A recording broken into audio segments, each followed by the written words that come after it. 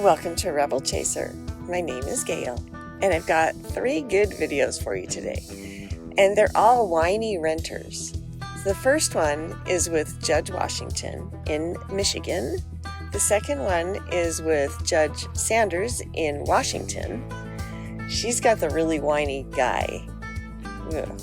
And then the last one is with Judge Tavera in Texas. I'll let you guys watch.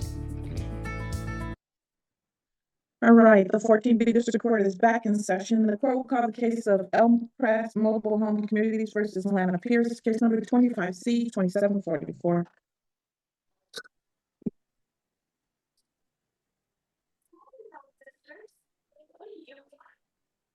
Good afternoon, I'm Gabriel Leigh for Elm Press. Ms. Lana Pierce, please unmute your device and state your name. Lana Pierce. Thank you. All right, we're here in this landlord-tenant termination matter. That is I adjourned this matter last week, so you have a chance to speak with counsel and advise you that today would be the time and date that we would have the hearing, regardless of whether or not counsel was present. And so where are we now, Ms. Lacey? Thank you, Your Honor. I did get to speak with Ms. Pierce.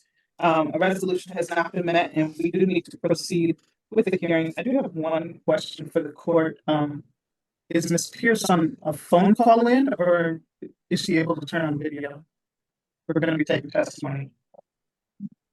Why are we taking testimony? What is the issue in this case? So this is a termination of tenancy case where the defendant is failing to parent her children when they're outside. The police have been called regarding stolen bike, and even in the presence of the police, the defendant's child called the mother of the child's bike that he took some very unpleasant names. How are you proving that today? I have the property manager, Christina Hall, here, who's also observed the children running in the street. And as a matter of course of business, she has complaints from other residents that she has documented, and has also sent the defendant notice of rule reminders where she states that the kids cannot be in the street. Okay. And Ms. Pierce, you're requesting a hearing on this today? The allegations are untrue to me. I'm sorry, the what? The allegations are untrue. All right. So if you're going to have a hearing today, ma'am, you're going to need to turn on your camera and we'll take testimony and I'll make a decision as to whether they're true or not. If I decide they're true, then you will have 10 days to move. Do you understand that? Yeah, so how do it's just my testimony? I don't get to call my witnesses? Yes, I told you last week when you were here that we were having a hearing today at this time. You needed to have your witnesses here. Oh, okay. Are you asking for additional time? Like, I don't understand what the... I didn't know that I would have to have the witnesses. When we met last week, we were discussing a conditional something where I would agree to something and I could still stay. So I thought that was what we were talking about now. And then when I came back and I just spoke with her, she said she still wants me to leave, and we weren't agreeing upon that. But last week when we even spoke with you, we were discussing the conditional something, I forget what she called it, conditional something, where No order dismissal? Yeah, whatever that was, we were discussing that. So that made me believe that we were moving on from the allegations after we discussed the bike situation and how that wasn't my son. He was trying to fix the bike and all the stuff that we were discussing. I thought that that was already over with. So I didn't know that we were still going on with that. So I feel like I didn't understand that it could be either one. What's the condition of dismissal that was discussed last week that gave her the impression that you guys could work this out? Yeah, about the non-payment of rent case. No, it was this case. I'm sorry, what? No, there were 2 cases going on at the same time? Yes, but the court dates were different. I had one court date the time was different. I was at like in the morning, 9 o'clock, and then I had another one at like 3:30. So the cases were separate. And at that case, we discussed the conditional dismissal, and then we discussed also the payment of rent at the Okay. other case. But the conditional dismissal or whatever that it was called was discussed for this case. So I thought that we were moving forward with that. So I didn't know that we were doing the hearing. All right, one moment, Ms. Pierce, please remain silent until I speak to the opposing side for a while, okay? Okay. All right, Ms. Lacy, was Thank- there discussion regarding a COD on this case? On this case, Your Honor, if there was, I do not know what the terms would have been regarding this file here in a conditional dismissal. The plaintiff, the defendant, as you heard her say, she doesn't believe that any of the allegations are true. So I'm not sure how we would have proceeded with a conditional dismissal. And the reason why I was not able to offer her a conditional dismissal where she would stay is because more things have happened since the last court date regarding the children. So since we're here on July 16th, there have been more issues, is what you're saying. Yes. And Yes. so because there are more issues, even if you have been discussing that before, you're no longer willing to discuss it because they haven't been resolved. And that's what you're saying. That is correct, Your Honor. And are the level of the issues such that if I were to adjourn this for 2 weeks to give her a chance to bring her witnesses, that, and actually, I don't know. 1 second.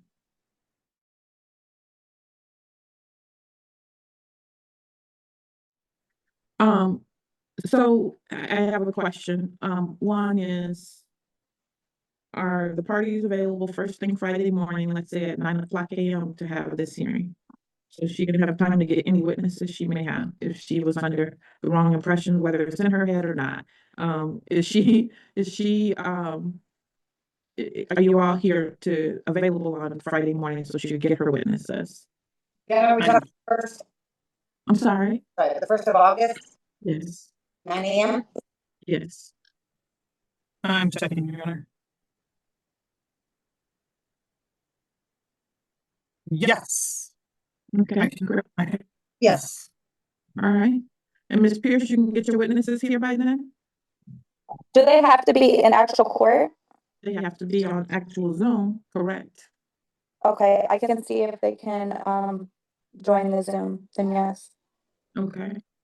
And then we Because they can, all work, so it's gonna be that's what I'm gonna have to do is Ms. Pierce, if they have some time, any yes.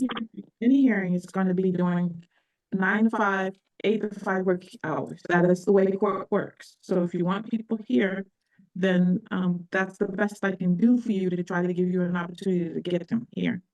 Other than that, we proceed today. Okay, that's fine. Testimony today. Because I'm gone the week after that, and I'm not gonna make them wait if you're and your children are allegedly continuing to cause issues. Because you seem to be denying that anything is happening out there. Your denial could be a problem with the continuation of the issue, which is why now you may not have a place to stay. But I don't want to agree to allegations that are untrue. I understand. I heard you. I'm clear. And I guess I'll make that decision as to whether they're true or not when we get back here on Friday morning at 9 o'clock a.m. Okay? Okay, I just so if we can't resolve this, or you take one side or the other and we can't resolve this means I just have Well, to I leave. have to take one side or the other, man. That's the way this works. Okay, we can't agree upon nothing or work anything out. You want to talk to them again? I'd be happy to do that so we don't have to come back here Friday morning at 9 a.m. Sure, if we can agree upon something, yes. Okay, I'll let you talk to them again. All right. I'll pass this. Hello, Ms. Pierce. How are you? Good, how are you? Good. Before we recall the case, are we recalling it? Did we reach a resolution? We did not reach a resolution, Your Honor. So if you could recall it, and I would like to just put a few things on the record, and we'll look forward to Friday morning. I certainly don't like my time wasted, Miss Pierce. So I'm not sure why you wanted to go into a room if we can't get to a resolution. What we just decided on the conditional, she was talking to Christina about a way for it to be objective, so I'm confused. That Elm is Press, one second. Elm Press Mobile Home Communities versus Leonard Pierce, case number 25C 2744. Gabriel Lacey for Elm Press, Your Honor. Ms. Pierce, state your name. Lana Pierce. All right. Your Honor, the tough position with this case is to do a conditional dismissal, we do need terms that I believe are objective and not subjective. And considering what has happened and according to my client continues to happen, I don't see a way to do that. So at this time, we are going to go ahead and move forward with Friday. I will continue to work on this between now and Friday morning to see if I can come up with something. I'll ask some of the other attorneys if they've ever had this type of situation, see if I can get something in writing. But I don't want to write something that would be unfair to Ms. Pierce or impossible for her to comply with.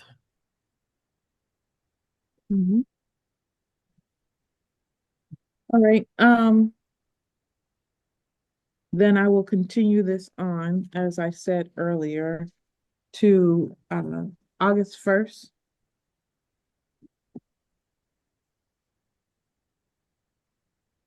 At 9 o'clock in the morning. Ma'am, just so you're clear and have no confusion, you should be prepared to have your witnesses present if, in fact, you don't have an order into this court before then. And the order should be to this court before 5 p.m. on Thursday. If it's not before, if you haven't agreed on anything and this court has an order before 5, then the presumption is this is going to go to a full hearing. So you will need to have witnesses present. Like I said before. Okay, I did have a question. I'm sorry. She said she was going to talk to Christina about my question. And I was waiting for her to come back to the breakout room for that. I did talk to Christina and Ms. Pierce. Why don't you give me a call in my office so we don't take the court's time up? I can give you answers to those questions. Yeah. Okay. What is the number? My direct line is 432, and I'll be here for at least another hour. So you can go ahead and call me after this hearing.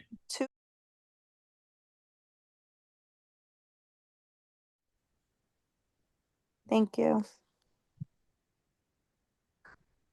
So this is a hearing that's akin to a trial. All witnesses need to be present. Ms. Lacey, I'll say to you and to Ms. Hall, you two also need to be cognizant of what is considered hearsay and make sure that you have enough evidence to prove what you're alleging against her. And if there are any defenses, ma'am, you need to have your witnesses present to prove your defense. And I will make a decision on one side or the other because this is not one where there's a middle ground. So that is where we are. We'll see you on Friday morning, that'll be August 1st, 2025 at 9 a.m. Thank you, Your Honor. Thank you. Knowledgeable walking into this, I guess, into the basis of what we're requesting today. And, but I do want to hear your sides of the story because obviously I don't know everything. When this is done, I'll offer my judgment. That's just pretty much it. It's pretty straightforward. I do want to just state that I can only offer monetary reimbursements. So anything in regards to harassment or stuff like that, that is not what I do. I'm just here to pay money back if someone so deserves it. So as long as anyone doesn't, do either of you have any questions I would state, I guess, or ask? Okay. All right. Well, then at this time, Mr. Knight, if you could please just mute yourself again, so that way no noises are in the background during Mr. Leigh's testimony. Mr. Leigh, please raise your right hand. Do you swear to tell the whole truth during this proceeding? Yes. Can you please state your full name and spell your last name for the record? My name is Dale Leigh, Leigh. Perfect. Thank you, Mr. Leigh. Go forward with your testimony. Okay. From April of 2021 to January of 2025, I shared a house with a defendant via a verbal agreement of rent. Over the course of that time, he breached several aspects of the duties and responsibilities of a landlord, including the obligation of good faith, maintaining the premises, providing a reasonable program for the control of infestation by insects, rodents, and other pests, and the most egregious of which was the breach of the covenant of quiet enjoyment, which ultimately led to such an unlivable environment that I was forced to move. I am seeking damages in the form of a diminished rental value from April of 2023 through January of 2025, as laid out in the Revised Code of Washington, 5918. The RCW does apply to verbal agreements, and as far as I can tell, the defense has provided no implication of my failures as a tenant.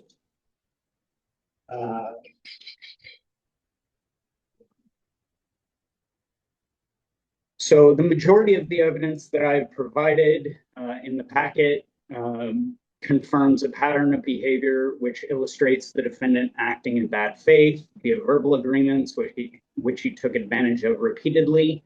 But the key point of this particular case begins with the letter in the personal journal entries marked 423.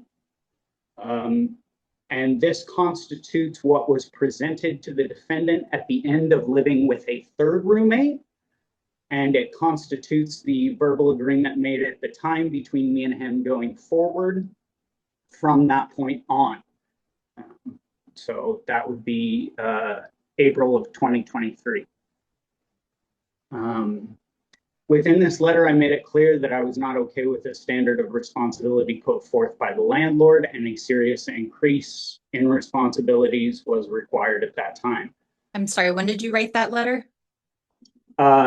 It was... Or when is your personal journal entry written? Yes. What is this dated?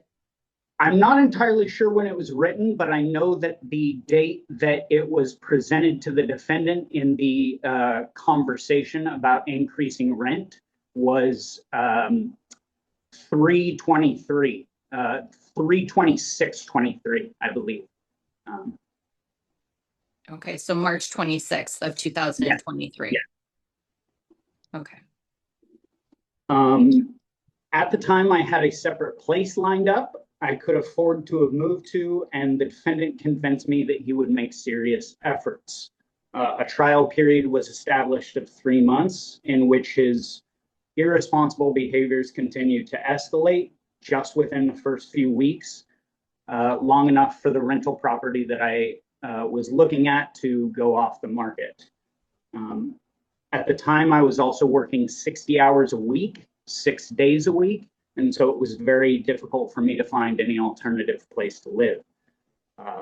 This job also wound up forcing me onto the graveyard shift in mid-2024, which changed my sleep schedule. And it was brought up to the defendant at that time that he was waking me up. He suggested at that time that I close my door in order to remedy the situation. I did attempt that for 2 weeks, and it actually escalated the noise. It seemed to give him permission to be louder.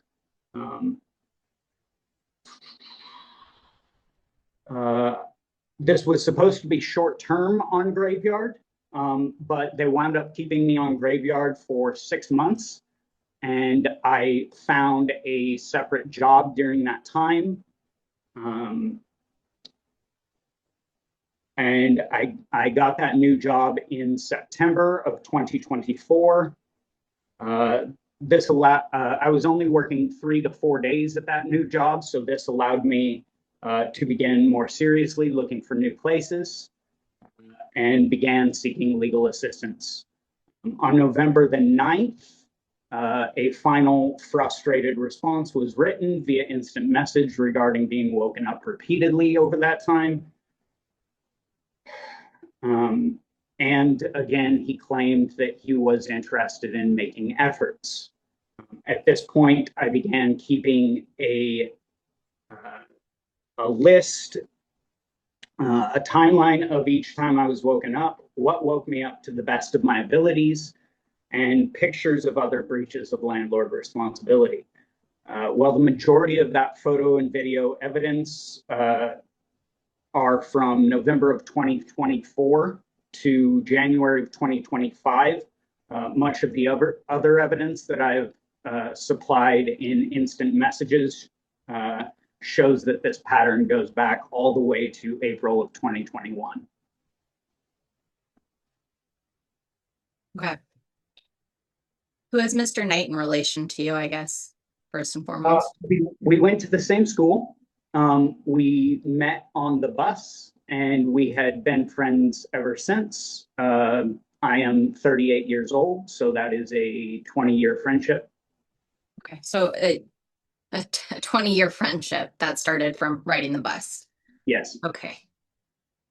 Solid beginnings.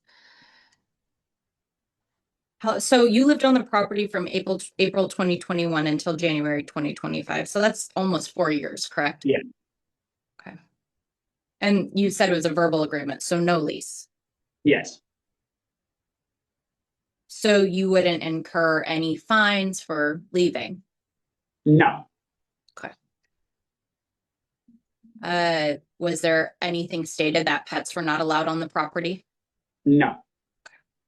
And to clarify, this is Mr. Knight's property, right? He is the owner. Yes. And he allowed you to move into one of the rooms, or asked. I don't know the dynamic, but you were renting a portion of the house from him, correct? Yeah. Okay. And there were just communal living areas, communal the kitchen, dining area, everything was communal, correct? Correct. Okay. How did you get to $10,000? That is the so the rent was increased that March to April of 2023 from $700 to $1,200, $500 a month difference. And through that period of time to the time that I moved out, it equates to $10,500. And you weren't okay with this increase in rent, or were you okay with it at the time? It's just the increase in rent was subject to the conversation that we had at the time of the other roommate moving out, and determining what we would do moving forward. I guess what's strange to me is you keep having personal journal entries, you keep sending him emails requesting changes, you keep on finding all these issues with the house, and you live there for almost 4 years. Why didn't you just move out? And I understand you can say that, and you state you could afford stuff. You were working 60 hours a week doing graveyard. It seems like you're financially capable. I understand maybe there's a time limitation of being able to find another unit, but if you send him an email and give him a 3-month remedial period and it doesn't occur, then why do you keep staying there? Why did you not move out?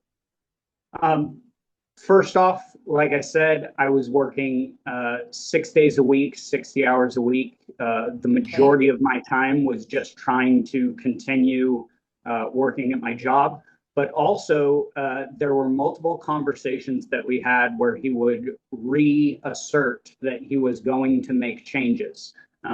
As we had a 20-year friendship, I would love to err on the side of assuming that he was actually going to make genuine efforts during that time. It wasn't until the November conversations that we had where he made it clear that he either wasn't able or wasn't willing to honor his responsibilities. How many times would you say between April 2021 and January 2025 did you ask him to change something or send a formal email or request a 3-month remedial period? Because I could count here, but I'm sure it's probably 10, 11, 12. How many times did you ask, do you think? In terms of formal, I can't really say, probably 4 to 5 times.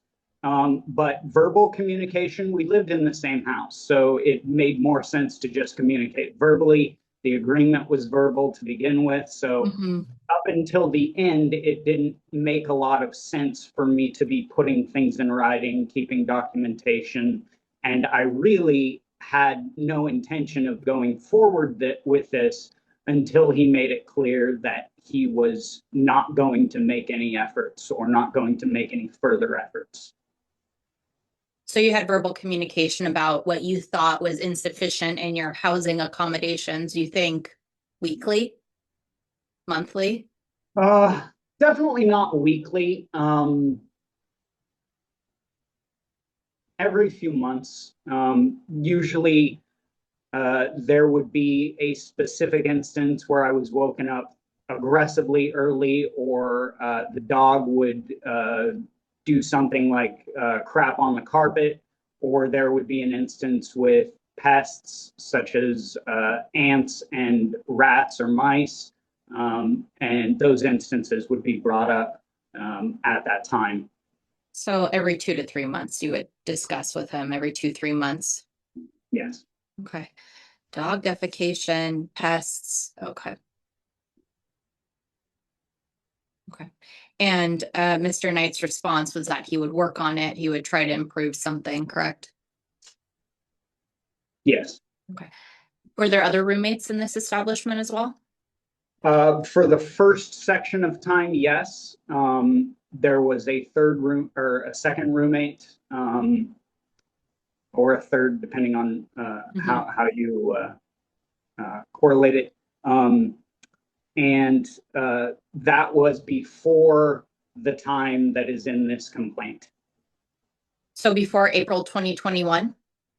No, so April 2021, or April 2021, we did have me, Steve, and one other person, and he left before the March agreement to raise rent. That was one of the reasons that we sat down to talk about the increase in rent.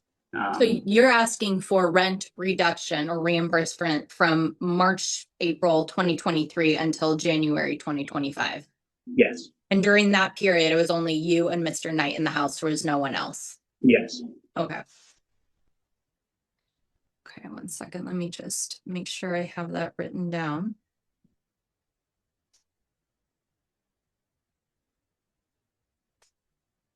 Okay. Do you have anything additional? Do you have any witnesses you wish to call? No, I don't have any additional witnesses to call. Okay. Well, I'm going to ask a question of you really quickly because did you have a chance to pick up Mr. Knight's exhibits as well? Yes, I did. Okay. Well, I'm going to refer to page 19. All right. And I'm going to read a short little blurb, and I would be very interested to hear what you say. So it's the second paragraph towards the bottom. However, I am far more concerned about you mistreating others in the future, as such a fully notarized, genuine, and specific admission of guilt for all of these violations, which will be admissible in court if anyone else should bring a case against you, along with a payment of $6,000, will result in no court or arbitration on my part.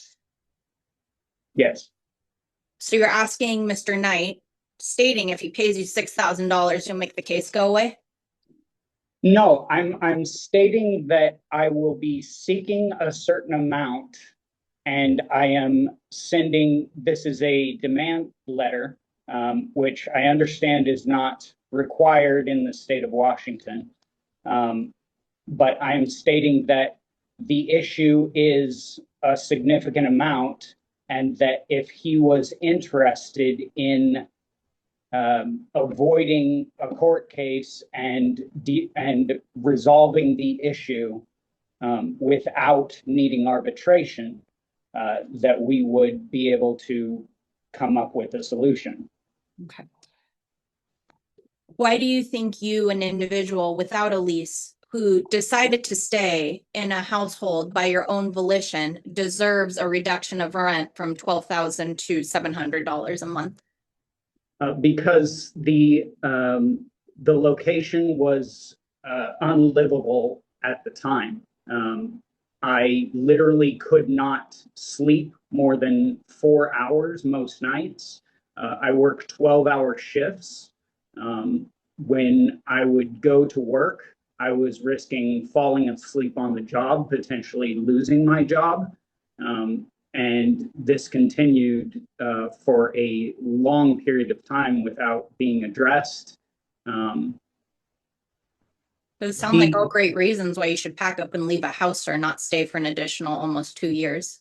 Right, and that's why I did once I managed to get a job where I had enough time to go and look for a new place. So after 2 years, you had enough time to go It look for a occurred. new place. It occurred in September that I got that new job, and Mhm. I was out of the place by January. Okay. So I was looking throughout that entire period of time. It took me a long time to find a place that I could get to. I have 2 vehicles, and it's hard to find an apartment where you can actually park 2 vehicles. So those limitations kept me from being able to get out of there. Okay, so you understand that because you are fortunate enough to have 2 vehicles that need 2 vehicle parking spots, that you essentially had to be thankful for your living conditions, even though they maybe weren't ideal Yeah. to you because you were afforded 2 vehicle parking spots on Mr. Knight's property. Yes. Okay. All right. Okay. All right. Okay, well, that all makes sense, Mr. Knight. Now, if you could please unmute, sir, and raise your right hand. Do you swear to tell the whole truth during this proceeding? I do. Could you please state your full name and spell your last name for the record?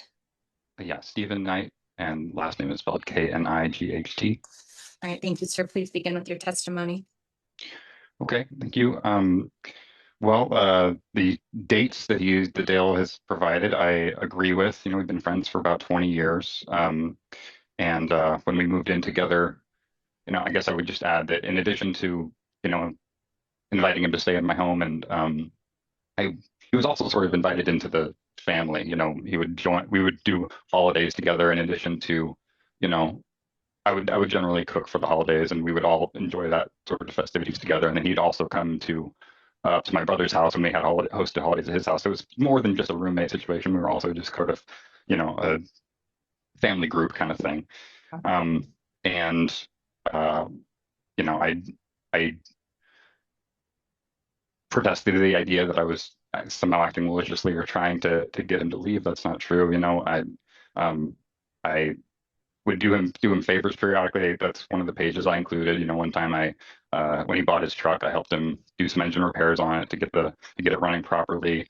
You know, later had a clutch problem. I replaced that for him. He did pay me for that, to be fair.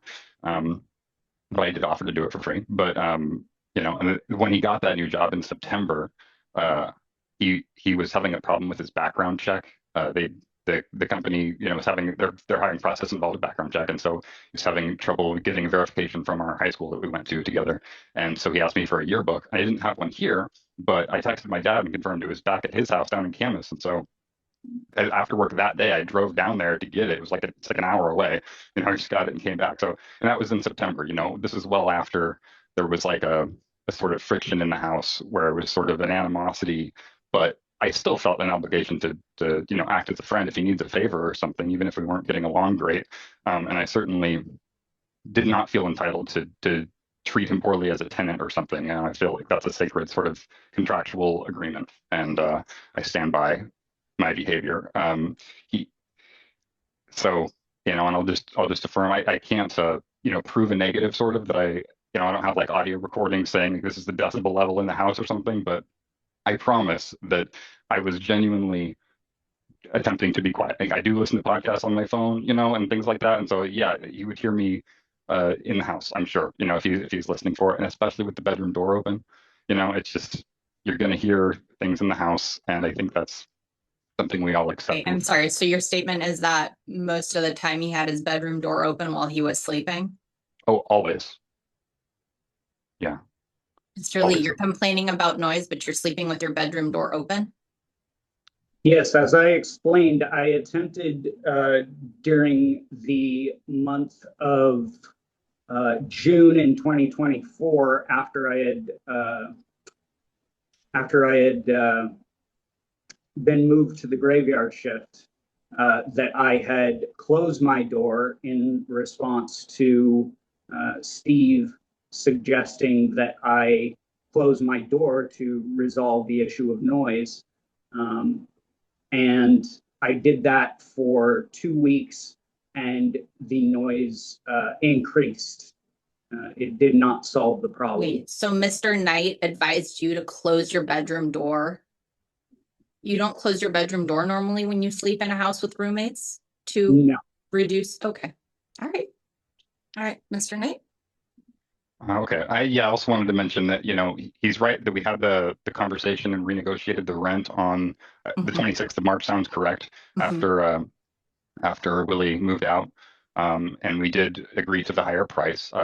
He did not say I agreed to the higher price on the condition that you change X and Y and Z. There was no conditional agreement like that. He did communicate like, hey, I haven't been happy with this. I haven't been happy with the way you do things.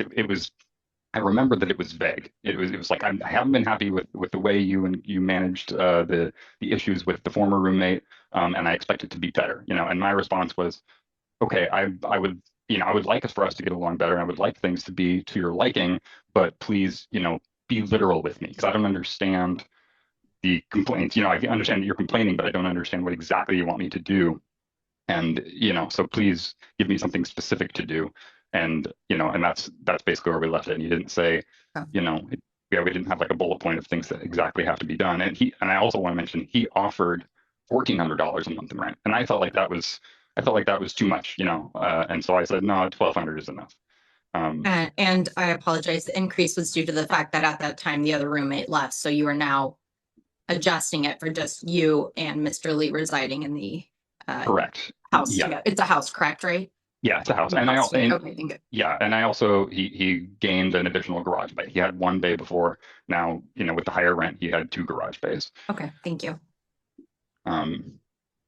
Yeah, so it's mainly that is what I wanted to address, and just assure that my efforts were genuine, and some of my my messages, I think, speak to that effect. I don't know if I need to call them out specifically, but basically he was saying, that I think in the September or November text where he says, hey, this is really bad. The noise is way too much, and my response, I think, just shows that I was. What page is that, please? Yeah, please. Let's see. I'll check. So you did number them, thank you, but I just yeah, no problem. It's page 6. Okay, I'm on that. All right. Yeah, so I said, yes, we should agree. We should be talking about it. Can you explain the specific responsibilities you think I'm violating? It's not a snarky tone. I'm being genuine. Okay. And that kind of thing. So it just. This was let's say hypothetically the door gets closed. So he's saying, so maybe him closing his own door to his bedroom would assist in making it a little quieter. Yeah. Well, I think he's sarcastically saying that, like that has nothing to do with the matter, but yeah, my opinion, it's related. Yeah, and then yeah, I guess. I just want to clarify. So Mr. Leigh tells you, I have no problem sleeping through trains, even with the window open, but he was upset that you were listening to podcasts out in your house. Right. Okay. Yeah. All right.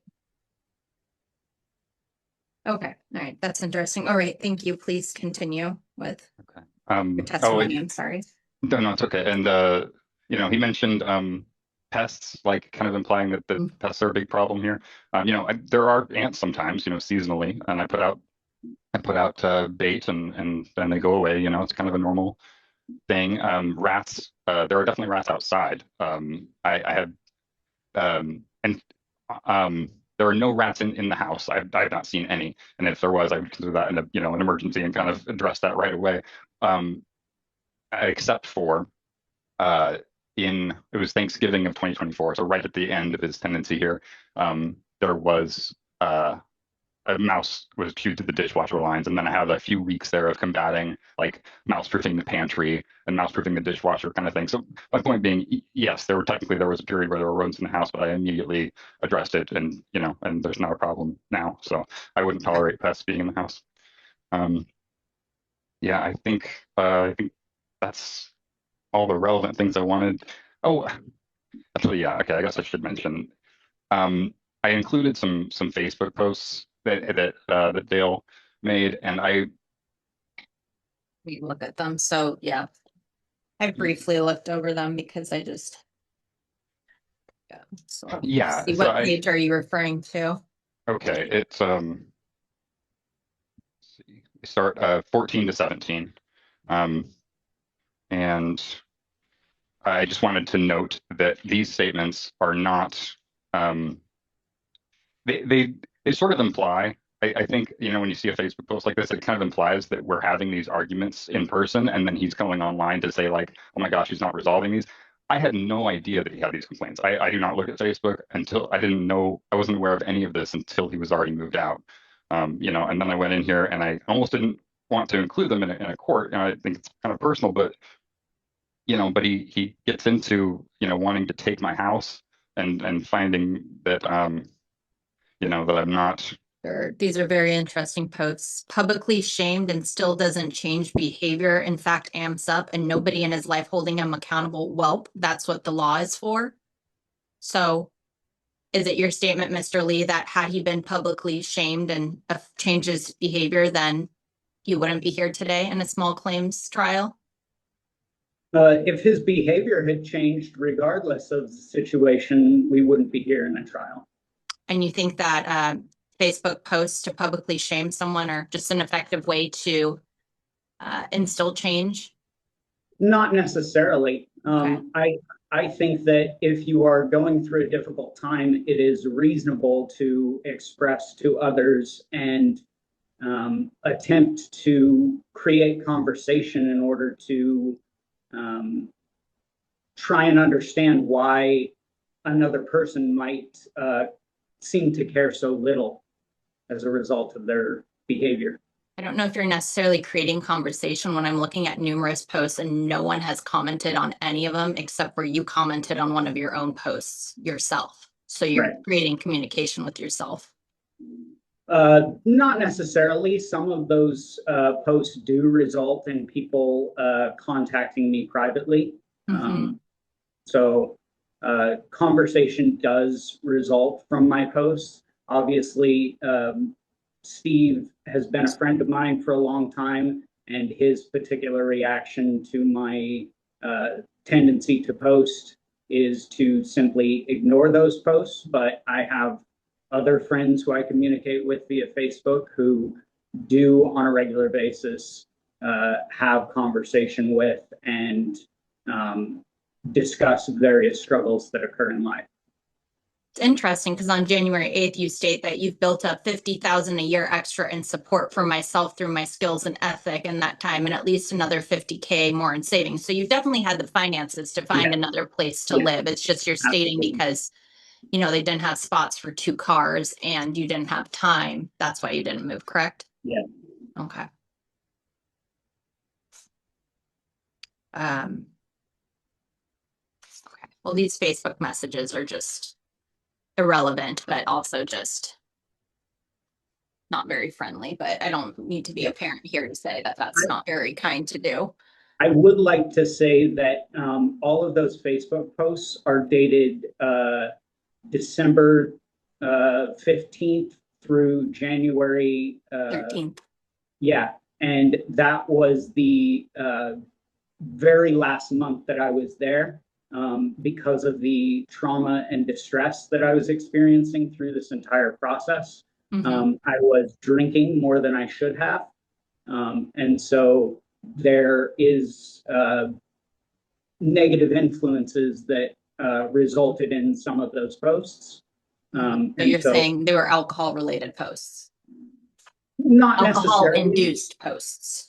Not necessarily all of them, and I can't speak to each individual post, but the spirit of those posts, I do stand by. There were legal frustrations. There were friends who were treating me very poorly. Did you tell to Mr. Knight, I'm not going to get violent, sweetheart. I'm just going to take your house? No, no, I never said that to him. So what is that in this comment right here? The guy who called me a coward was terrified that I would get violent. I'm not going to get violent, sweetheart. I'm just going to take your house. 6 months from now, you'll be wishing I got violent. That was a response to a mutual friend who had informed me that he believed I was going to get violent. Okay, Mr. Knight, do you believe that was addressed towards you? Yes. Okay. Okay. All right, and then I see that an individual reached out to you to let you know that there was being posts on Facebook, but honestly, that's here nor there. It really upsets me when I have to be on small claims talking about this stuff to a 38-year-old gentleman. I mean, I'm not going to say anything, but it's, yeah, just, yeah. Okay. All right. Mr. Knight, do you have anything in addition to add? Do you have any witnesses that you wish to testify on your behalf? I asked my brother to come down. My brother and his family were over very often in the time that that we lived together, and so he is here. There's nothing in particular that I'm asking him to share. I will not say whether you can or can't. That's purely up to you, whether you believe that you have rebutted Mr. Leigh's case and you are finding it sufficient. If you want to call him and add anything, that is up to you. I will not say anything. It's just what you feel. Thank you. Okay. I prefer, I think he would, I think all parties would prefer him not to need to get involved. He was a mutual friend of both of us. And yeah, I think I've addressed everything, but if you have any questions, he's here. All right. Thank you. Mr. Leigh, do you have anything that you wish to just add in addition? Yes. So Steve brought up that I was essentially a member of the family. That is very true. Which brings all the more weight to how egregious this whole situation was. I not only was my 20-year friendship with Steve lost through this process, I also lost friendship with his brother and his sister-in-law and their two kids who I would regularly spend time with and mentor and assist. I would also like to say Steve has claimed that he made good faith efforts to solve certain problems. And I want to give a few examples of things that he did to try and solve problems. Steve bought diapers for his previous dog, Kira, who, as she was getting older, she actually died, I believe, early 2024. He bought diapers for her to keep her from peeing on the ground, and he used those for about a week and a half before he gave up. And so there was constant pee on the ground for many months. And I was fairly lenient about that because I understood that his dog was dying. He also, after he got the new dog, Buddy, he bought a gate to keep Buddy downstairs so that he wouldn't come up into my room to wake me up. And on the second day after installing that, he didn't close it. So that was the level of effort that he put to a lot of those issues. There are also pictures in the evidence I provided of the quote unquote fixes to the pest control problem with the mouse or the rat, whichever you want to call it, that was getting into the house. Even after he fixed that up, which was 2 weeks after the rat ate through the dishwasher hose, the rat was still getting inside. It was crawling on me at night on occasion. and that was also waking me up. And it actually had chewed through the floor and left a hole, which it appeared he fixed by just shoving some carpet in there. Also, the issues with ants that had been occurring since the beginning. We had, both me and the former roommate had brought it up to him multiple times, and his response was always, well, you can never get rid of ants.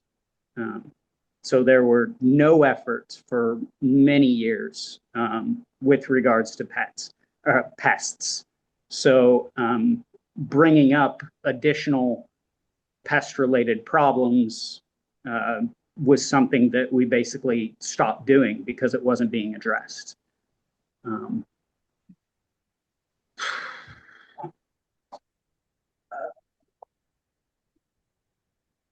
It says and I here, would though, also- in your January Facebook thing, I never had a problem with heat. I never had a problem with your dog. I never had a problem with the house. I had a problem with you. Right. And Well, it's because isn't that pretty much contradictory to the things you just stated? no Issues to you? So what I'm stating in that post is that it's his behaviors, his lack of responsibility. It's not necessarily the idea that he has a dog. I'm perfectly fine with him having a dog. But the fact that he doesn't take care of his dog, he doesn't clean up after his dog, he doesn't pay attention to his dog, that results in his dog peeing on the floor, pooping on the floor, et cetera, et cetera. Even whining. So why didn't you just move out? You had again, almost 4 years to move out. As soon as I could, I got out of there. Like I was literally working too much to be able to have any real time to go and find another place. Okay. And lastly, the only thing that I want to add is we lived right across from the train tracks. There is in the videos that I provided, there is evidence of how close the train was. Many times during the summer, I would leave the window wide open. Trains would roll through there, horns, et cetera, et cetera. Never had a problem sleeping through that kind of stuff. His behaviors in the house were specifically the kind of behaviors that would result in unexpected noises. There were even times where I was sleeping with earplugs and head covering for sleep, and still his particular noises, and he would often leave the dog whining because he would leave the house with the dog in there, and the dog would whine because of separation anxiety. I've heard this, sir, but your bedroom door was open, correct? Yes. Okay. All right. Yes, I've heard all this, sir. I understand everything. So this is just sort of repetitive. I understand. All right. All right. All right. This is, I mean, I just honestly, I mean, I'll give you my judgment because that is what I'm here to do. I think this is a pretty straightforward case. I think what it comes down to is Mr. Knight bought a house, invited his 20+ year friend to move in with him. At one point, there was another roommate. There was no lease. It was a verbal agreement. And almost 4 years later of numerous issues, asking Mr. Knight to fix issues, Mr. Leigh finally moved out. I think that Mr. Leigh should have moved out a lot earlier. I think that was his choice. Okay. So then, sir, if you agree to that, then you cannot be asking for rent reimbursement. You should have made it a priority to leave, sir. You had more than enough finances, as you very proudly stated that you had $50,000 a year extra and $50,000 a year in savings from your hard work ethic. So the issue being that you had 2 cars that you needed 2 parking spots for, you could have found a storage unit or something for a car since you had so much money still saved up, if that was a very big issue to be living with your friend. I also think that the fact that there was a rent increase that did occur from March, April 2023 until January 2025. And you, sir, were actually agreed to pay 200 more than what was requested. And then Mr. Knight said, no, you don't need to pay that much. Shows that you were willing to pay for that unit still, even though you're saying there are all these egregious factors that were very frustrating to you. Yes, but that was as a result of that conversation that we had in March. And that is laid out in that personal journal entry. That letter was actually a part of that meeting. And that Sir, was I think it's on you. If you're writing personal journal entries and constantly asking for an individual to change something and he's not, it's up to you to move out. You had no lease that you would incur any breakage fees if you were to leave. You had more than enough financial capability to move out. You slept with your door open, which I think is interesting. I feel like you could have definitely closed it. If you can sleep through a train with your window open, but you can't sleep through your roommate's podcast in the kitchen or wherever that was, I think that at that point you were just searching for issues to frustrate you and you needed to just move out. It was actually right outside of my room. That could have been probably fixed by you closing your bedroom door. It wasn't when I tried. Okay, regardless, I just closed your bedroom door and maybe then you would only hear the trains passing in your window and that would have blurred out the podcast sounds. I'm not quite sure. I think that you had numerous opportunities to leave. I think at this point, I've looked through the messages that have been supplied by both parties and the commentary that's been provided from you, Mr. Leigh, speaking to Adon. I don't even know how to pronounce the name. I apologize. I see that you're frustrated. I see there are many opportunities that you could have left. It wasn't a priority for you at that time. Earning money was a priority. And so Luis L. Cortinas versus Sabrina Guerra. All right, your name, sir. Henry Cortinas on behalf of Luis L. All right, Mr. Cortinas. All right. And this is Miss Guerra. All right, I'll hear from you. Tell me why we're here.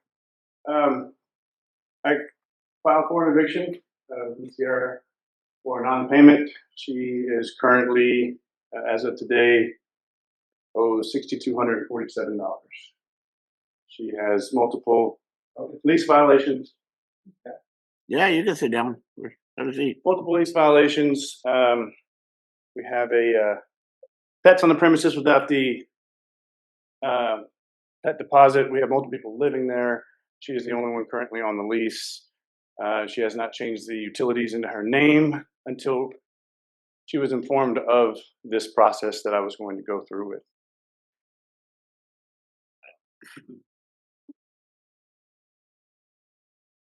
Well, when did you give notice to vacate? Notice to vacate was given on May the 6th. It was attached to her front door.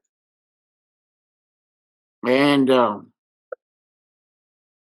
what is the monthly rent? Monthly rent is $1,750. Any of that subsidized by the federal government? No, sir. All right. Is there any past due rent?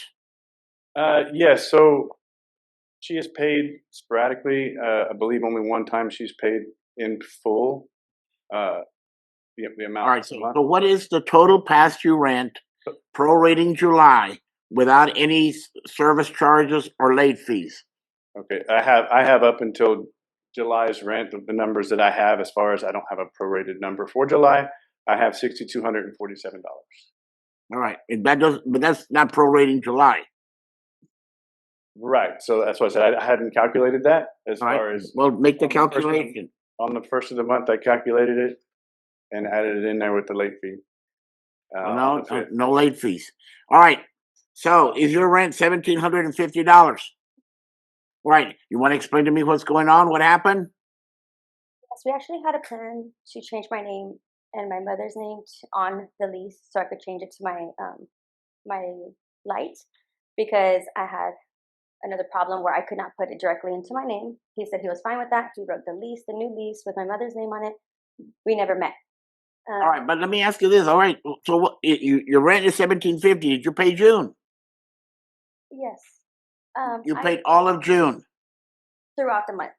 I had a lot. I mean, I try to be very open with what was going on. As soon as I moved in, I told him about the case that I had about with my officer and the things I had to pay, losing my job. When I moved in, I couldn't really work out of the house because it wasn't able to be worked, like bring customers in type of thing. You know, he seemed very reasonable with me paying whenever I could, and the death in the family. So a lot of things just kept happening. I'm a single mother. I live by myself. My mother, I told him from the beginning that my mother comes, especially during the summer, and lives with me to help with my child. I thought we were really open. I am behind. I understand that. I offered to pay the thousands up front. I offered to pay weekly. All right, okay. So, but did you pay May? I'm sorry? Did you pay May? I did. Throughout, like, All right. spread out. Okay, but what does your lease say? I'm not sure the question. Well, your lease says, in all likelihood, your lease says you need to pay on the first of the month. Yes. That when your rent is due. All right. So what is the total rent? The total rent is $1,750. No. Okay, I want a total past due rent. I want you to prorate July and up till the 22nd. with no late fees. Can I use a calculator on my phone? Yes, Okay. you may. If I may, I did let him know I got another job to pay everything off. Like, I have options to pay the $6,000 off. I do not want the eviction on my house. I do want to finish into December, and then That's something that you need to work out with him. I did, but he would not respond. Well, again, I can't. The court can't make him negotiate with you. All right. He in email he had sent me that I could send payments through his bank and to transfer, and as I was doing that, he just kind of cut off all communication. So I didn't know what was happening. That's why I'm here to see what we could do. Well, okay. After I informed her of the eviction, she said that multiple times throughout the last 6 months that she would pay, and it just keeps getting further and further and further behind. Where, like I said, now we're at $6,247. The prorated amount for July is $1,200. So 62 minus 62 would be right at $5,000 Total if you took without late fees. The late fees I was discussing earlier were on the 5th of the month. If they hadn't paid, it was $50. Well, I'm not gonna grant you. Understood. I need to know what is basic past due rent.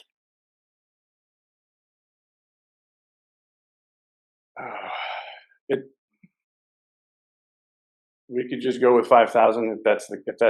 Does 5,000 include late fees? Your 5,000 would be minus that, but she's paid. Sir, she's paid. Just let me explain if you would. So 500 initially on January when she moved in, which was 200 short of what we agreed to at 700 for a prorated amount for January. I didn't receive another payment until March 9th at 1,700, which was already less than the rent. She did not pay the security deposit, which is part of that amount. And then on the 5th of April, 1,600 again, not the amount agreed upon in the rent, and late as well. I know there's no late fees, but I'm expressing that it's very. I understand that as your accounting, is taking place. If she makes a late payment, then any late fees that are assessed pursuant to your contract to your lease go first to the late fees, and then whatever's left over goes toward the rent. But at this point in time, what is the total past due rent? That's all I want to know.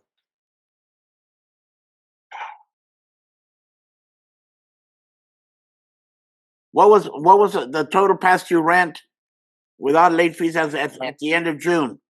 I have. Let's see. It's here.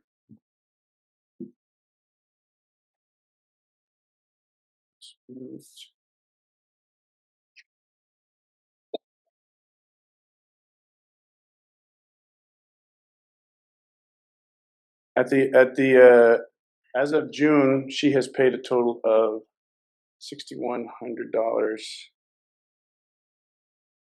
She has paid a total of $6,100 as of June. Well, yeah, but I want to know what she Right. owes. And the total amount of rent was $11,000. So that is, what's that?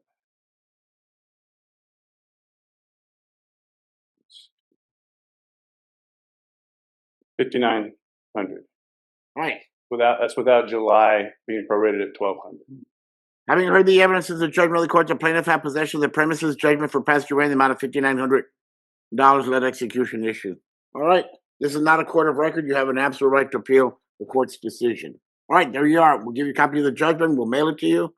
Sorry, I'm so confused. Move out 5 days to appeal. Yes. And the city of San Antonio's next door. They can provide you with some rental relocation information and assistance. So you want to visit with them. All right. If I'm like offered to pay everything that I've owed, Well, if you can work it out with him, that's fine. I just don't want the eviction on my name. Like I understand. I But, will pay everything that I have on. Like, well, then I talk to have him. I can't, okay.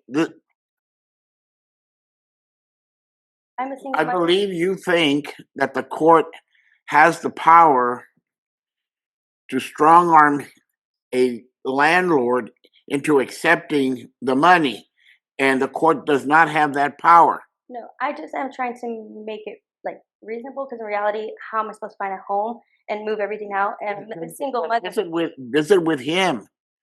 I know about myself, and he knew that. And talk to him about it. If you have the resources, talk to him. I'm sure that. Judge, I tried to be reasonable. I tried to listen. I tried to accommodate. She was not very communicative until it was evident that I was coming this direction with the situation. All right. At the beginning of our lease, he didn't ask for employment. He didn't ask for anything like that. So I'm like wondering why everything switched up when we were talking. We had talked about it. I explained what was going on every time I couldn't pay.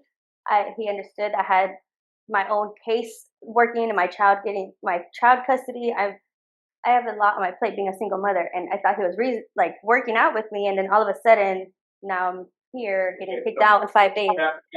Is that the court has rendered its judgment, and you need to get up and go talk to the city of San Antonio right now. Do that now before I walk you out. All right, there you are. You're excused. Yes, sir. Okay, so the first one with Judge Washington, even though they set it over for a trial, you already know how she's going to rule, right? She was kind of fed up with this person already. And it sounds like her little ones are a menace in the area. And they've gotten complaint after complaint. So I think she's going to be moving out. And she's not going to have a lot of time. So she better start packing now. Now, the second one with Judge Sanders, that guy, I mean, you could shut your door, wear earplugs. My husband wears earplugs.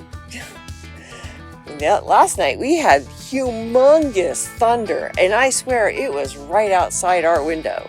It was so loud, woke me up out of a dead sleep at 2 a.m. So loud. And it went on for quite a while. I wish I got pictures of that one. Anyway, so he's just a whiner. He should shut his door. He should have shut his door, and he should have worn earplugs. He wouldn't hear anything then. Then he'll blame that guy for oversleeping, whatever. And then the last one with Judge Tavera, I just like him because he says it like it is. He's very gruff, but I just love listening to him. I just do. So anyway, thank you guys so much for watching, and I'll see you another time.